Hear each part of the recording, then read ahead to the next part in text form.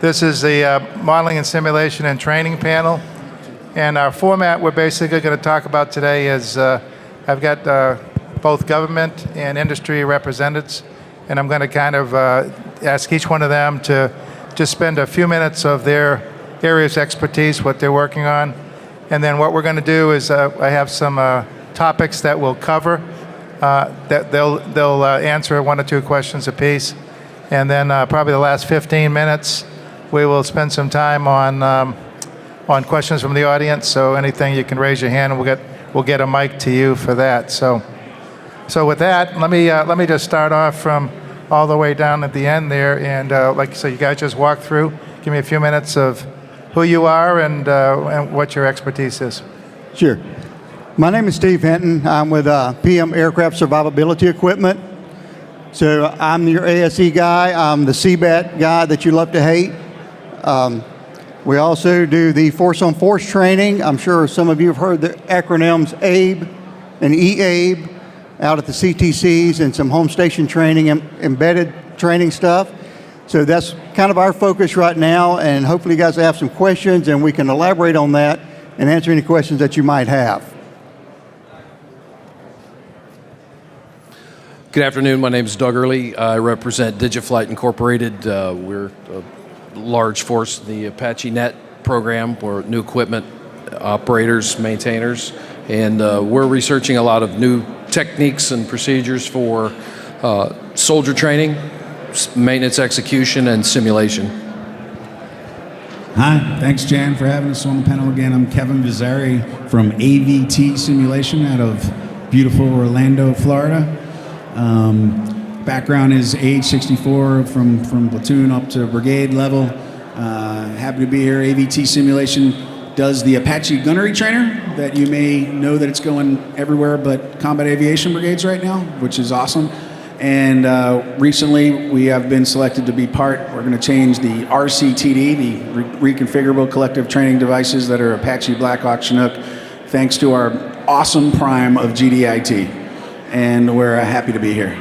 And I also have to point out my boss is in the audience, our CEO Kyle Crooks, so make sure you ask me good questions. Thanks.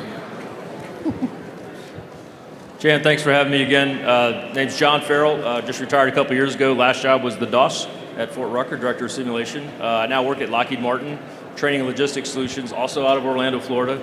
Kevin and I both represent Central Florida chapter, so glad to be here. So my job at Lockheed, I'm business development, but I also, because of my background, I work closely with our training development team on setting up flight training programs. My focus is rotary wing training as the only rotary wing guy in the organization right now. So I'm working really closely with Sikorsky, developing training programs for Black Hawk, CH-53, and Seahawk, as well as on the FARA program right now. So that's my background, and that's why I'm here. Hey, good afternoon. Colonel Steve Owen. I'm the Chief of Staff for the Synthetic Training Environment Cross-Functional Team, or the STE-CFT. The STE-CFT was stood up in 2019, and our charter was to rapidly expand requirements for the synthetic training environment, and specifically to drive those synthetic training capabilities down to the battalion and brigade level.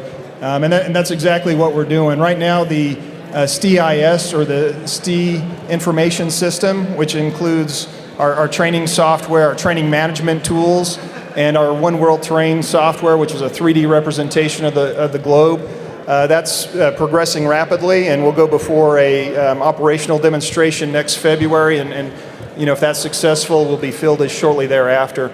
Tied to that is the RVCT that John talked about, which is really a replacement to AVCAT with a whole bunch of other different capabilities on the air side, and then there's a ground side as well.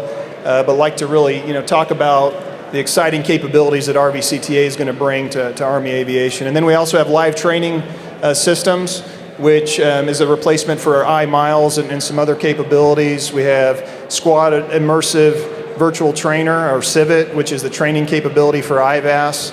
And then we have a soldier virtual trainer, which will replace EST and some other things. But I think this group is probably going to be most interested in the RVCTA and excited to talk about the capabilities that platform will bring.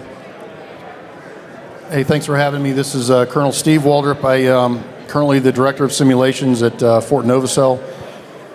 Took the job about 2 weeks ago, coming off of another job as the G3 under the 75th, and I was working with cross-functional teams in AFC, so I know where Colonel Owens is coming from and the challenges of bringing all that new technology together.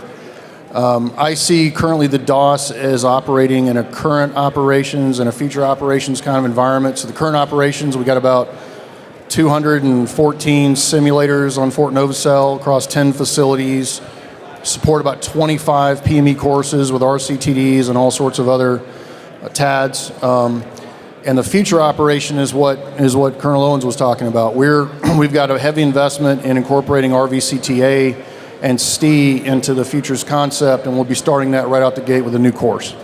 So looking forward to some of the questions on the panel. Thanks. Thank you, gentlemen. So again, I didn't introduce myself. So I'm Jan Drabczuk. I've been involved in the simulation and training industry for quite a while. I also have a dual hat as I'm the VP for chapters at Quad A. So I have a role on both sides to kind of play on this afternoon. So those of you that have been around for a while, you obviously realize the world has changed. And for a long time, we had air superiority. We were doing stuff, in Iraq and then Afghanistan and so forth. So a lot of our training, the way we did training 20 years ago, has completely changed. And now we have a completely new threats and new ideas. So as we're doing all this stuff with the acquisition cycle and so forth, we're trying to make sure that we have the right simulations, capabilities, the tactics, and so forth, to fight the present threat. So I'm gonna put this first one over here to Colonel Owen. So we used to call the old term was COIN, where types of operations that we were doing, like I said, in Afghanistan, and now we've gone to LISCO, which is the capability, like I said, what we started with, back in the 70s, 80s time frame of fighting divisions and different areas. So a lot of changes are going on. So I kind of want to have you sort of look at this thing. I know you're getting the requirements. You started out thing to do simulations that are collective type simulations versus individual. So just kind of get your ideas of what has changed and what are the capabilities that we're kind of going on.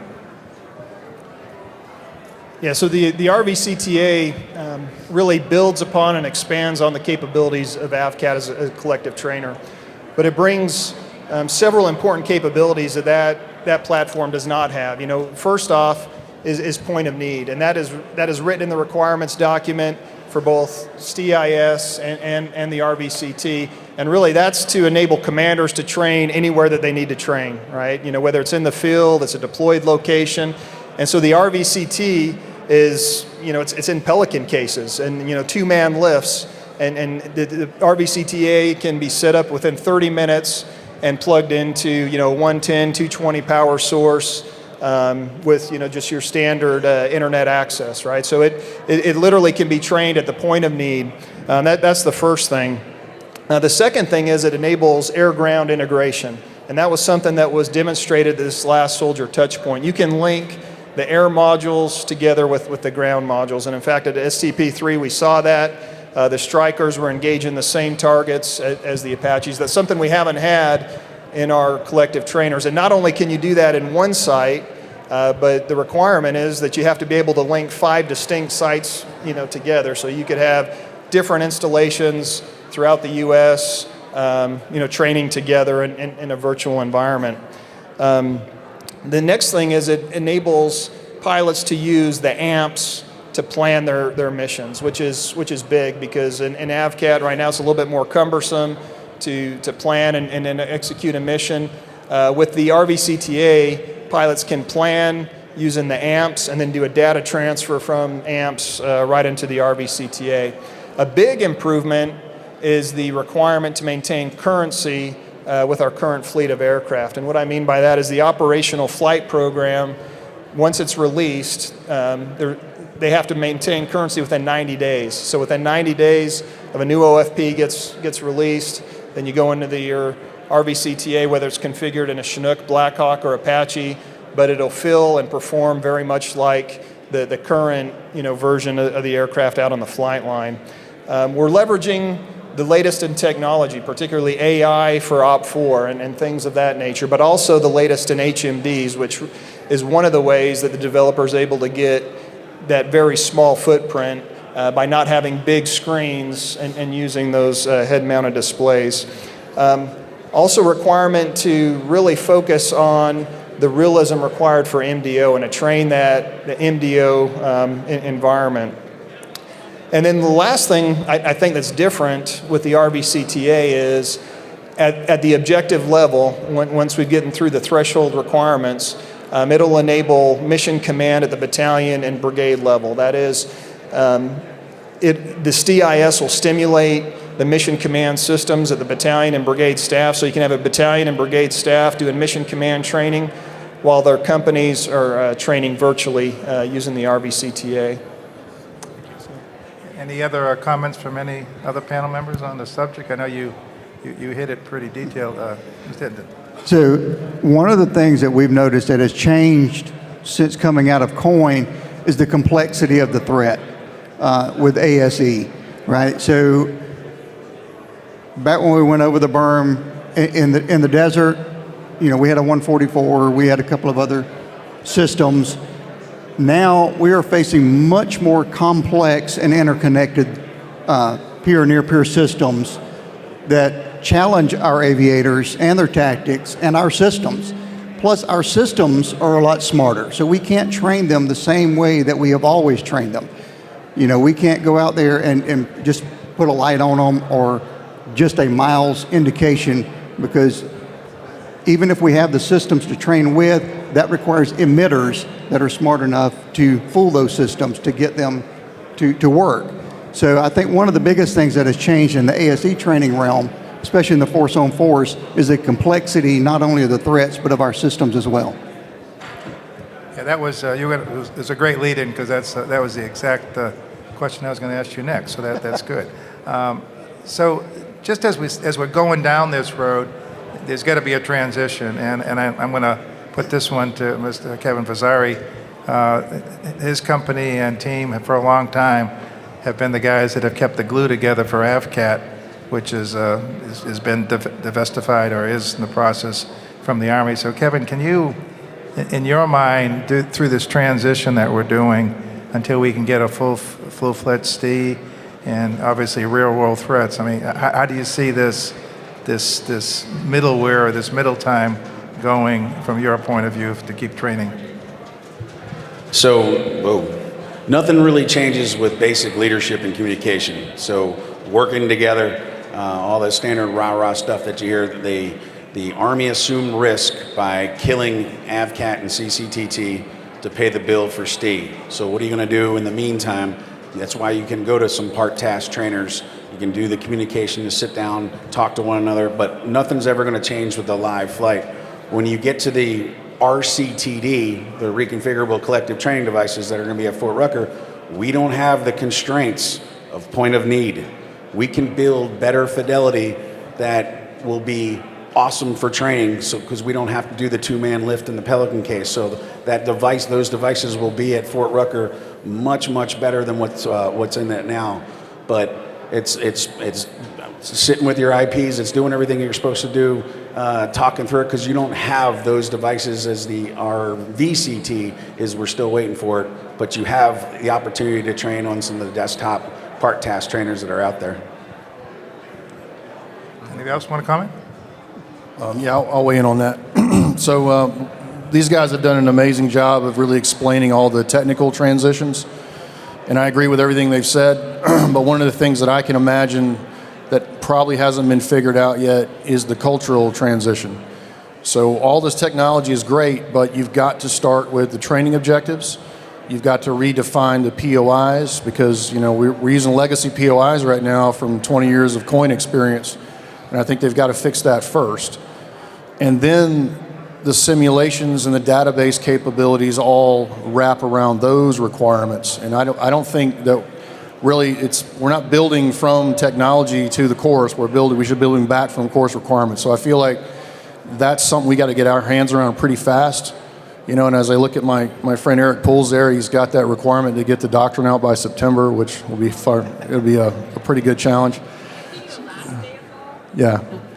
I think he was getting a quarterly counseling in his last panel there from CG.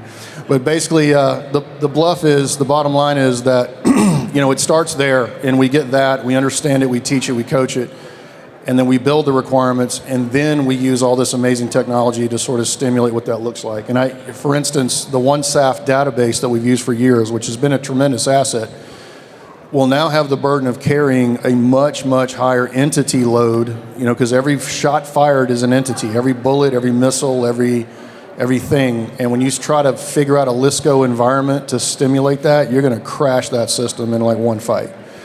So now we have to think bigger on database, entity count, threat modeling, but we could not and should not do that in a vacuum. We have to start from course management and understand what they're asking to simulate. Over. Thank you. Okay. Switching gears a little, I think I'll send this one over to Doug Earl. You know, as we're going through this stuff, and you can go out on the floor here, and those of you that are really simulation geeks can obviously see a lot more at the International ITSIC conference that we have in Orlando the week after Thanksgiving. But a lot of new technologies out there, a lot of new things. You see a lot of displays, a lot of ideas. So can you give us your version, you know, of what you see in the technology, not only for the flight side, but also the maintenance side, or whatever we can use some of this technology on? Yeah, I think that's a good question, and Colonel Waldrop kind of backed me into it there. So I was actually going to comment on what you had to say. I'm 58, looking around the room. There's some seasoned folks here. Eventually, we're going to age out before the service life of some of our enduring fleet do.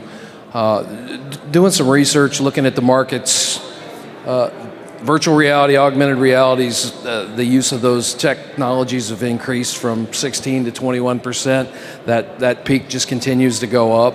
And another, I'm going to use an M word here, the millennial workforce is at about 25% of our country these days. So really where we're at is trying to get to embrace emerging technologies, be it augmented reality, virtual reality, mixed reality type things, and understanding that 25% now is growing, and we've got to target them with new training techniques. Our aircraft have evolved, but our approach to training our soldiers to maintain them hasn't really. And as Jan said, we're booth 2908 or 2903. We're partnered with some folks. We've got some ideas to leverage virtual training suite, the mandate for virtual training suite, moving that to a collective mission rehearsal exercise for maintainers all the way through mission execution to include safety of flights, compliance, train the trainers, pushing a package out to train your technical inspectors and your trainers with the new information or maintenance changes before your soldiers get introduced to it. Any other comments on that subject? Yeah, so from big company perspective, you know, I was invited to the panel to offer that large company look at how we look at things. So I'm going to add on to what Steve said about training outcomes and training objectives, right? So at Lockheed, when we look at training programs, I'm not looking at selling, we make simulators, we make simulations, we make training devices, TADs of all sorts and sizes across the continuum. But when we look at training, we look at what's that training outcome we're looking for. So our product, in our mind, is that trained pilot or that trained maintainer. And then we figure out what suite of tools can we bring to bear to get to that objective. And as we think about that, so as we're looking at FARA, and some of the things they're doing with FARA right now is really expanding the envelope of how much training time contact a soldier is going to have from the classroom to the flight line. So we're actually, one of the things I wanted to talk about from that LISCO perspective and the ASE perspective is embedded training, right? So being able to take that same simulation that they're training with in the RVCTA and plug that into the aircraft. So now I'm stimulating live aircraft systems with threat data to stimulate ACE gear, with targeting data, using one world terrain in the aircraft so that I can actually use my sensors in a synthetic way.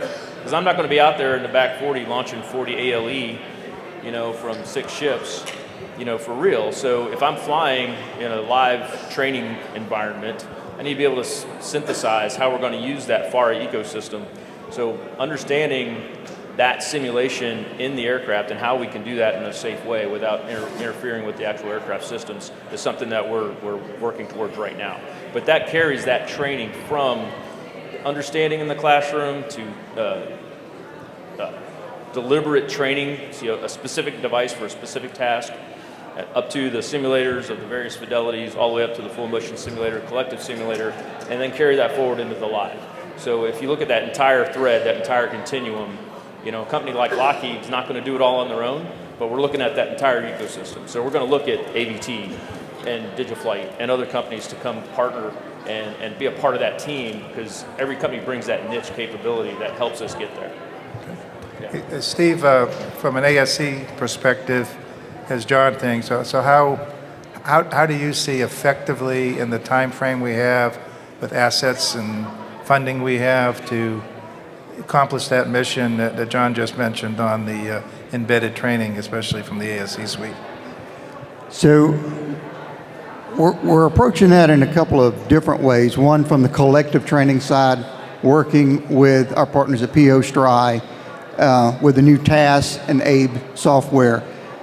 We at PMASE, in partnership with Fort Novacell, now are working a demo effort for home station training. So you will actually have your ASE gear virtually on your aircraft all the time. So you won't have an actual B kit, an actual sensor or a processor installed.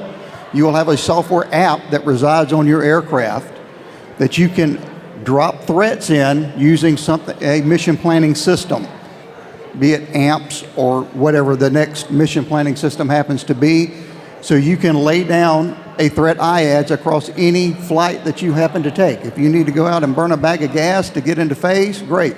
You can go out and fly against a threat IADS. So that's something that we're actively working on right now.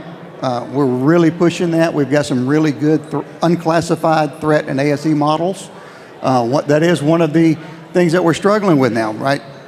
We want to fight as we train as we fight. That's getting harder and harder to do in an unclassified environment, right? And a lot of our infrastructure is based on unclassified environments, especially at the CTCs. It's just not feasible to train in a classified manner there. So while there are some limitations, there are some very good things coming out of that as well with the ABE and the EA programs. And I would invite you to go by our industry partner, Georgia Tech Research Institute. Out there, they have a little demo up, a little bit of a show. They can demo EABE and ABE a little bit for you, and you can see our vision of how that's going to work. And it is getting very close. It's actually at the CTCs as we speak. It has been fielded to all 3 right now. So, one thing we did talk about is, with the threat, and it's different from the way we used to do things with COIN. And I think Kevin, you mentioned, as we're going through this transition period, as we finally bring on STE, and we look at other systems coming in. So we talked about trying to do some individual training or part task training. Can you, one of you expand a little bit more on, besides the ASC piece, what other kind of part task training would you maybe see that we need or that we need to use more of, or from a perspective?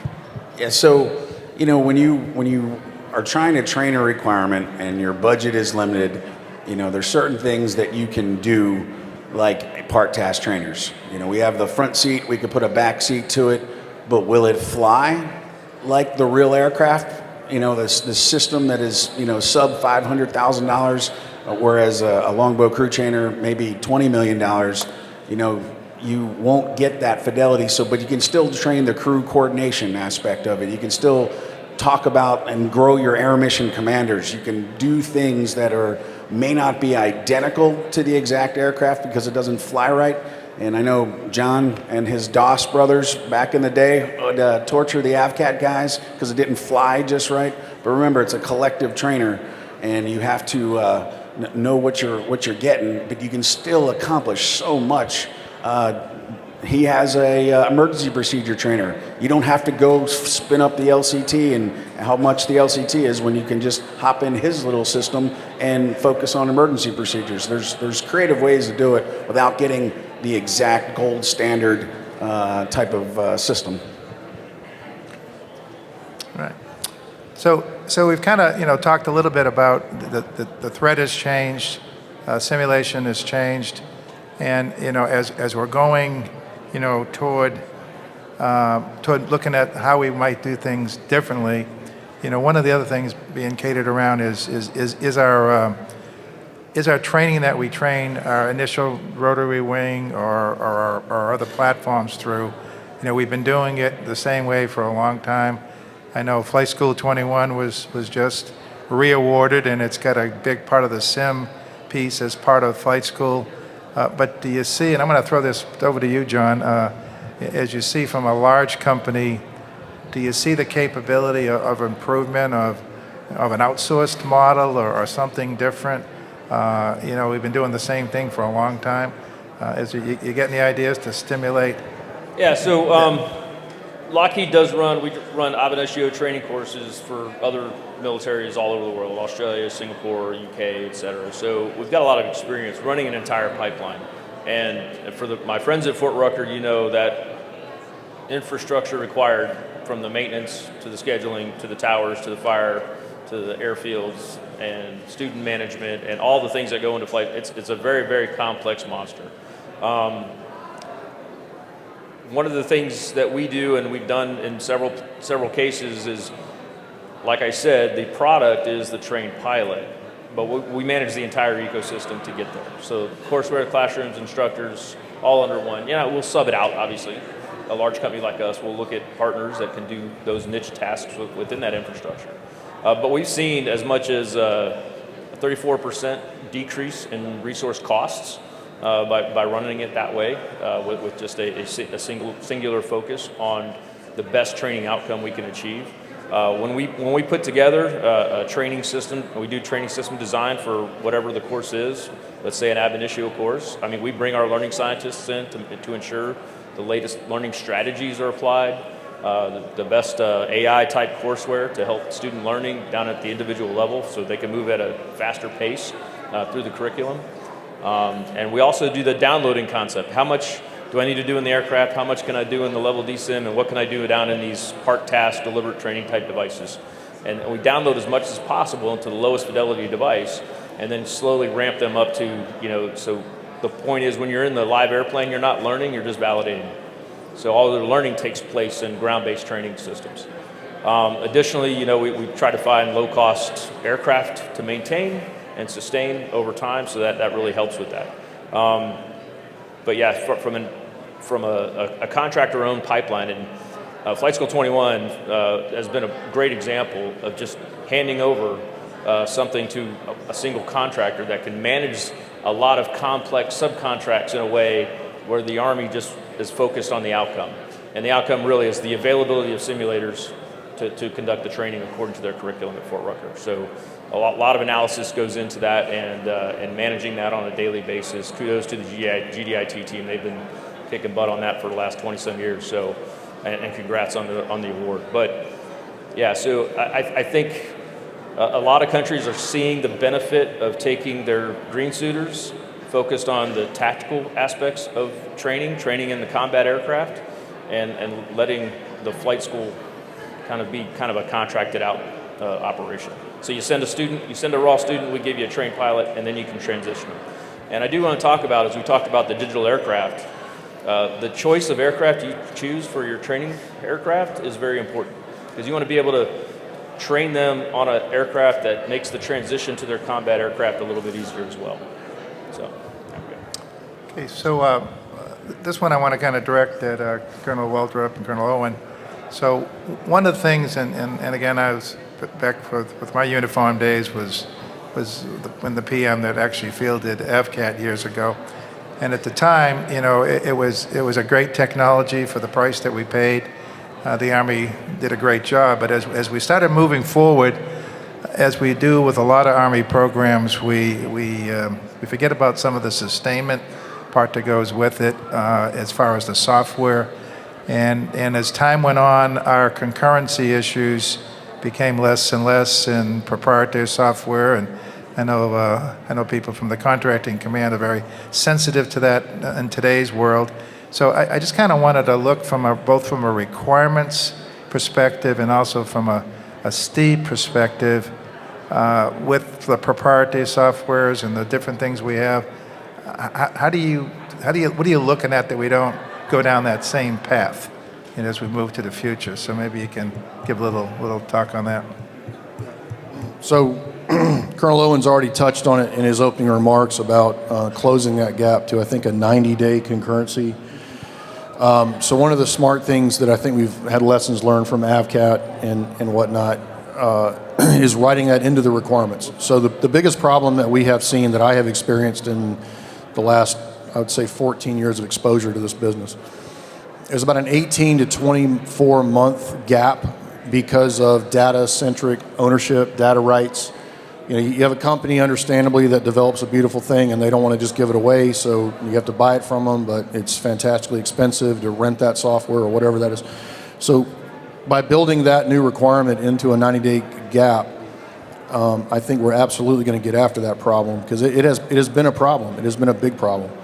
And then I also see value and goodness with an example set by GDIT, how they have people that are already leaning forward. So, one of the reasons they got re-awarded was because they have demonstrated their ability to close those concurrency gaps, certainly with individual training, and I think there's a lot of lessons learned from that. And I want to see that continue and actually improve with the STE and the RVCTA. That's going to be one of our big requirements, is to fix that. Because what we don't want is AVCAT 2.0, where it takes entirely too long to update that stuff.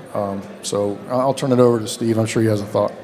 Yeah, I guess the other piece is, software development is never really done, right? And so with the software acquisition pathway, there's an annual release, and the government can set what that annual release is going to cover, right? So we play a huge role in that, because we know that the initial software is probably going to be lacking in some realism, some believability.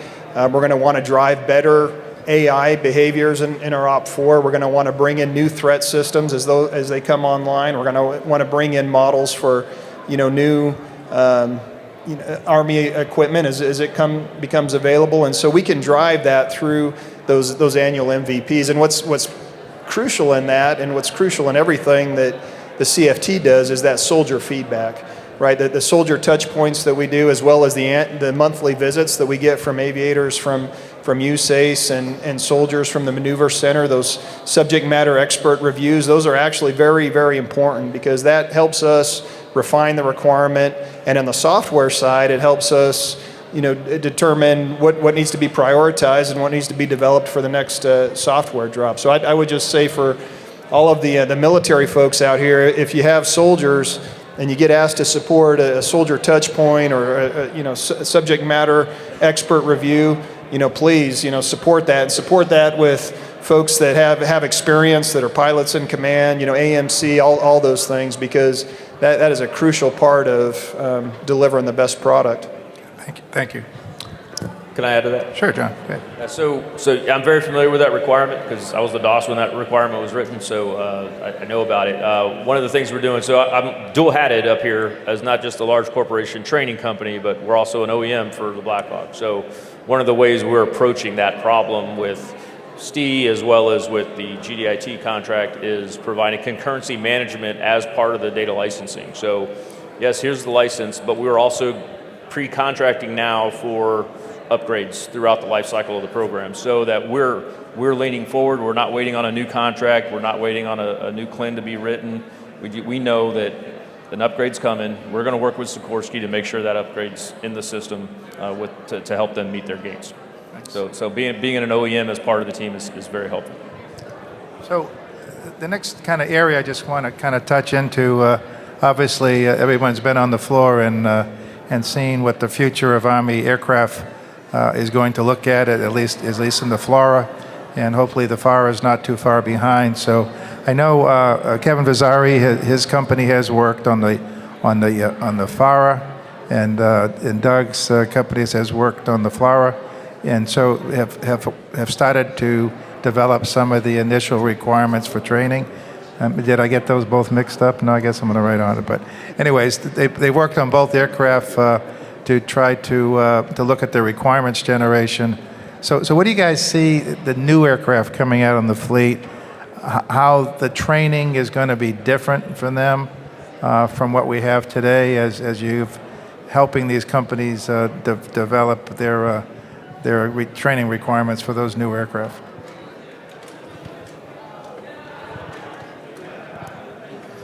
I'll just start for Kevin. I would say there's huge potential to change the training paradigm. It stems with requirements and defining those requirements, and I don't think we're quite there yet with translating requirements to systems and capabilities. Yeah, it's going to be the cutting edge stuff that you're not going to be using headsets that are 20 years old. It's going to be the latest and greatest, and it's just getting started. I mean, there was this protest thing that kind of delayed action from being taken, but it's an exciting future because we're not constrained by trying to use an older system, so you're kind of starting from scratch and getting the benefit of the V-22 and getting the benefit of, if you look in this job, I did my Army time, but in this job I get to go after Navy and Air Force, and I get to see how far advanced the Navy and the Air Force is and how they're training. I mean, they're leaps and bounds in LVCIA, that's the live virtual constructive, that's much more advanced than we do. They're doing on a daily basis of flying one aircraft in one Camp Pendleton in an aircraft that's in Virginia somewhere, and it happens routinely. Whereas to get two LCTs to talk to one another has been a significant challenge in the past. So it's a clean slate that we're starting, and it's truly an exciting time in the beginning because we get to fix it and use the benefit of joint and how others are doing it. Yeah, and just to add to that, being in the training industry, and these guys all know. This is a very fast-moving industry right now. A lot of new technologies are coming to bear. We talked about VR, MR, XR, different types of mixed realities out there for use in training systems. Well, that stuff's just now getting its feet into the military for military training. It's been in the gaming industry for years, but to make it a true training product is difficult. But the point here is, as that technology continues to evolve, the core architecture of the training devices and systems we're building have to be built so that I can do tech insertion with new technology without disrupting the entire architecture, so that MOSA concept applies to training systems just like it does to the aircraft. So we're approaching it that way at Lockheed, and I know Boeing and Bell are all doing the same, but it's just that baseline architecture we start with now has to be compatible and interoperable with other systems. We've got to be interoperable with Steve. We've got to be able to talk to other systems built by other companies. So the data and the standards that we use within the Army's got to set the standard. Everything's got to talk. Because when we built the LCTs and the Black Hawk trainer and the Chinook trainer a long time ago, there was no standard. There was no requirement for them to talk to each other. With LISCO, that's a requirement. So all of our individual trainers have to be able to talk, and the collective trainers as well. Well, I can. What's old is new again. So 8 years ago, when I was the ops chief at DOS, we were challenged with doing LISCO type training with Fort Benning. And I can tell you, 8 years ago, that technology existed. We had T1 lines. The networks worked. The technology worked great. But the problem was always the POIs were never aligned. You never could get Benning or Rucker on the same interested timeline where one was a training aid, one was the training audience, and it flip-flopped. And what I think needs to fundamentally happen is a relook at carving out dedicated time in both POIs that merge, so you can do true LISCO operations in an environment where both entities are training audience. you know, and until we crack that nut, I mean, technology isn't going to save that day. I mean, the technology is there, and it's gotten better and better. And now I think we're going into Amazon Cloud, so it's even more efficient to connect, and that's been tested, and that's all working great. But I get very frustrated to see, you know, the captain's career course, it's like their last week, and they're out processing, and they're like, hey, go over and support this training event, and they just kind of drag over. They're like, oh, man, I really need to be out processing. I got time for this. And the infantry guys are leaning hard into it because it's their training time. So I think that fundamentally needs to be relooked in the .mil PFP. If we're going to really get after the combined arms, LISCO, and think bigger, bring Fort Sill in, bring all the other combat enablers together. I cringe when I think about there really isn't any appetite or discussion that really goes there, you know. And it's like we just keep throwing technology at the problem, and what we learn is the technology is there, it's working. So that's something that I put out there to my community to figure out. Over. So what I'm going to do just for a few minutes, and then we can continue with the panel if you guys don't have. But does anybody out in the audience here have a particular question they would like to throw to the panel? Yes, sir. We've got a microphone over here. Stephen, you. Thank you. Thank you. Command Sergeant Major Bradford Smith with Aviation and Missile Command. So thank you, panel members, for getting up here and sharing your thoughts and where you're going as far as your companies and units. My question is, you know, the Army Virtual Training and Simulation is the name of the panel, right? And we talked, so a few of you mentioned virtual training for the maintainer. So the aircraft, the platform can't launch, can't fly, can't do many of the things that you're talking about unless that is taken care of. So how are you and what are you doing as far as your companies on help bridge the gap with AMTP, the Aviation Maintenance Training Program, as far as skill set? Because there was an atrophy, in my opinion, with soldier skills because of force, boots on ground that was pushed to us years ago.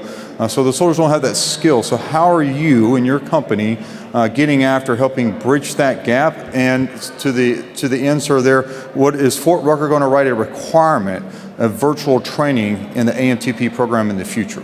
Thank you.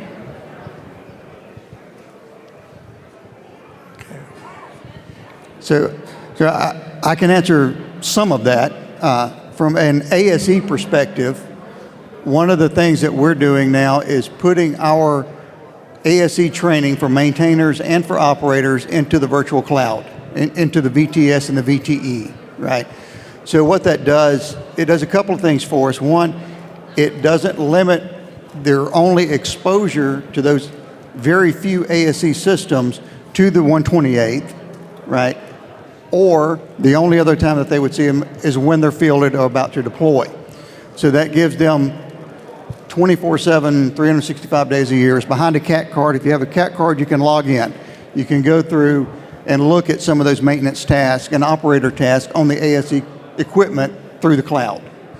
The other thing that allows us to do is, with a lot of our ASE systems, we're not programs of record. So that means that we're not teaching those systems at the 128th. They are QRC efforts, they're UONs, they're JUONs, so there's very limited training available for maintainers and for operators. So this allows us to put all of that training under one wrapper and in one location. And that's currently in development as we speak right now. The 60 mic is the furthest along right now. We just put some funding on contract to start the AH-64 piece of that. 47 will follow soon after. So that's kind of what we're doing from an ASE perspective for the maintainer side. The kind of the downside to that is with our ASE systems, we've gone a lot to bit check, right? So there's not a lot of troubleshooting like there used to be, and there's not a lot of bench repair of ASE system. It's a black box swap. It goes back to the depot. You get a new black box, you put it in, and you run your bit again. But we are doing what we can in there in that VTS, VTE environment. Yeah, go ahead, sir. I can answer some of what your concerns are with what are we doing about that. In conjunction with DOTD, I believe the CG has asked us to get our arms around what the maintenance TADs are presently what needs to be accredited, what is more of a static display type training device like a rotor head that doesn't necessarily need an accreditation. So we have plans to get up to Fort Eustis and get those things inventoried and sorted out. And then I have a few recommendations that I think I'm going to be making later where at last ITSEC, I was very impressed to see a lot of fairly low-cost virtual reality systems where they had software where they could explode an engine and show every nut and bolt, and I think that could be a tremendous rehearsal tool for maintainers to really get into that. And what I would in fact like to see is an integrated digital manual, in that screen so that person could click a button and turn to the page of the manual, read the manual, do the task, and just do it iteratively. I don't think that's expensive. I think really the hard part about that is just getting that written as a requirement and then building a program of record behind it. Industry is there. Technology is there. I saw it myself at ITSEC. And, getting back to the wheelhouse of who's responsible to do those requirements, I think is really where that question needs to be directed. And I think we're looking at, some of the things you just mentioned, sir, is not only from a training perspective, but with that same technology, operationally, safety of flight messages, other kinds of things that could be done, so much more beneficial than the way we do things today. So same technologies solve many problems of operation at the same time. And I'll give you an example of that. Colonel Drew, when he was the deputy commander, had tasked me to go to Fort Campbell and talk to the 160th because they wanted a low-cost mission rehearsal tool. And I didn't understand what they wanted because we obviously aren't going to be lugging large RVCTs up there or whatnot. So we settled into an AR, virtual reality, not augmented, virtual reality wearable system, and they were able to program their mission in a database and sort of just ride it together to do that rehearsal through the terrain, and they would realize, oh man, we can actually fly at our lower altitude here, so we're going to adjust our mission plans. They found that to be very valuable as a rehearsal tool. So they weren't, actively fighting or maneuvering per se, which is not what it was designed to do. But I see that exact thing being useful for the maintainer. How do I rehearse replacing this transmission without breaking something or over torquing bolts or whatever those things are? And the NCOs can not just talk about it on a whiteboard, they now have the ability to walk them through it with almost a virtual hands-on and to do it over and over and over. Because, I was a Delta Company commander, and I could tell you there was plenty of downtime for sergeants training, and I could see that being a super great tool for sergeants' time to get out there and teach them how to do some of those maintenance efforts that they don't do routinely. So I'm right there with you, Sergeant. I think we're on the right track. Over. All right. Any other questions from the... Sorry. Sergeant Major, I can walk you to 4 booths right now that have small businesses, niche capability. AVT simulation does not. We try to integrate, and we bid on something for maintenance, but the money was pulled after it was submitted. But I can tell you I3, Pinnacle, ECS, LSI, all have, and they're all small, relatively small businesses that have them on the floor today, that you put on some sort of goggle, look at it. It gets into that. Apache has one company, Saudi has one company, Chinook has one company, and it's not all integrated. There was supposed to be a plan for AVTS, Aviation Virtual Training System, that brought it all together, but I think it died on the vine because of funding. So if you want to go for a walk later, let me know. Do we have any other questions from the audience? Oh, that was a pretty, last year, sir, we had Sergeant Major, we had we had Colonel Parker over here from Corpus, and this year we try to concentrate a little bit more on the ASC. So very good question, so we can keep that momentum, with the panel. And again, if you need help, any of us on the panel can definitely get you steered to the right people to talk to. And I really wish we could get some momentum going there from an old maintenance officer. I know how important that is to have that training. So, do I have another question out in the? So I've got just a couple follow-ups. I just wanted to kind of maybe close with, or a couple questions. So one of the things we're looking right now, and a bunch of us are involved right now in the FMS side of the world, and we're seeing a lot of aircraft being fielded. Aircraft are fielded to all different countries, and we have our unique way that we do stuff in the U.S., and we have to integrate into so many different, environments. And one of the things that I'm seeing, at least in the positions that I'm in, is some of our training is there's so many areas of training, from learning how to start the aircraft to finally flying, doing collective training at night with foreign partners. I mean, the scope is huge, and there's really,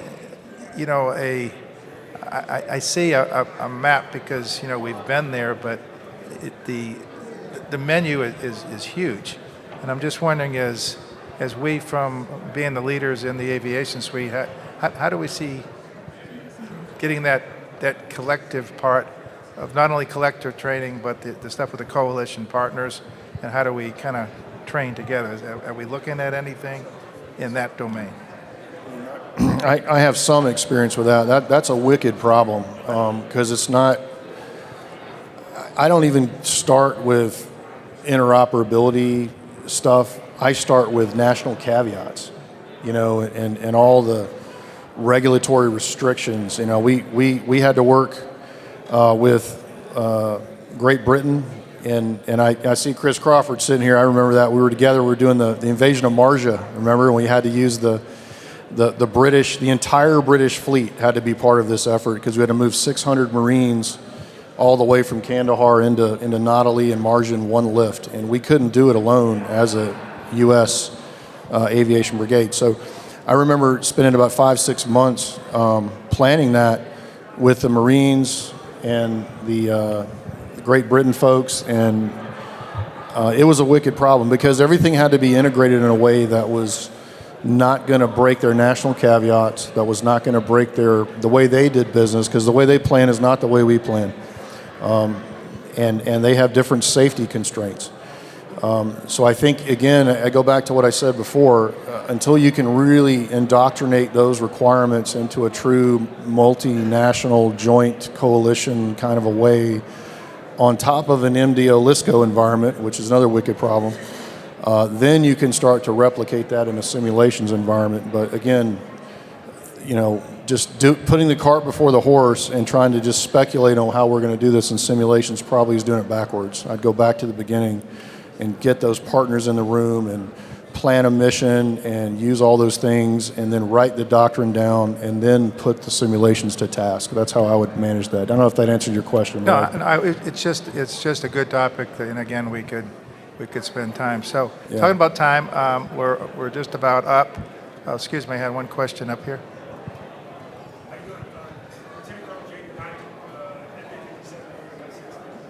Can you grab a mic, because we can't.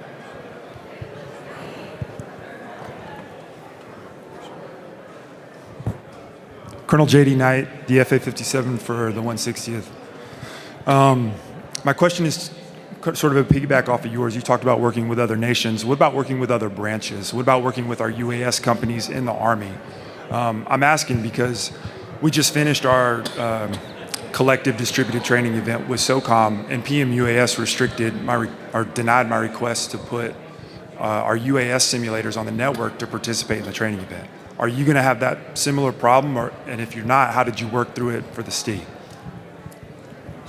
Yeah, so I'm not sure I captured everything that you said, but I think the question was working with joint forces, and how is the STI going to do that? Is it going to be inclusive to allow our UAS companies that are in the Army to jump on the STI and use the One World terrain? So I will say that One World terrain is probably the one area where we've had the most success exporting it to both joint and multinational partners, and we've seen that in Project Convergence, and that actually has been very successful, loading it on the mission command systems and some of our partner nations. Now, in terms of STI in the joint arena, we are in working groups with the joint. I forget the actual acronym, but it's basically STI at the joint level. The joint synthetic environment, and really, where we think that we have the most growth in that area, or the most ability to link in, is probably with our next generation constructive, which is the going to be the ultimate replacement for Gelictic, and that very much is meant to be a joint program. So you said for the mission command systems you've had success, but if I'm a UAS operator and I want to participate, am I going to have to participate on an Xbox controller, or will I be able to get into a simulator that looks like the box that I fly my aircraft in? So right now, on the UAS side, there is a UAS module that's part of the RVCT fielding. There's the RVCT Air, which can be reconfigurable into in any of the MDSs, and then there's a non-rated crew member module, and then there's also a UAS station that can do manned-unmanned teaming with the Apache module. So if a sister service had one of those modules, at any location they could network in, but they would need one of those modules. I mean, they couldn't use their organic equipment. They would have to use one of the RVCT fielded UAS ground control stations. If that answers your question, or that. Yes, sir. Thank you. Okay. Well, unless somebody has some dire closing arguments, we're at our scheduled departure time here, and I know we got a black tie event this evening, but does anybody have any closing comments they feel? I'd just like to say thanks to all of our industry partners. I know I've learned a lot just sitting here listening to them talk about some of the cool advancements. I didn't realize how far along we were with some of the simulation capability inside the live cockpit. I think that's fantastic. So I'd like to see more of that. And I just want to say thanks for having me on the panel, and I appreciate you guys. And again, I do want to thank everybody on the panel. I mean, it is a way to get some interest going, and if there's something else, Corday can foster, for other events or something, or help. We're here to kind of pull it together. So thanks again for you guys being here, and for the audience, and being here at Corday. So love the best.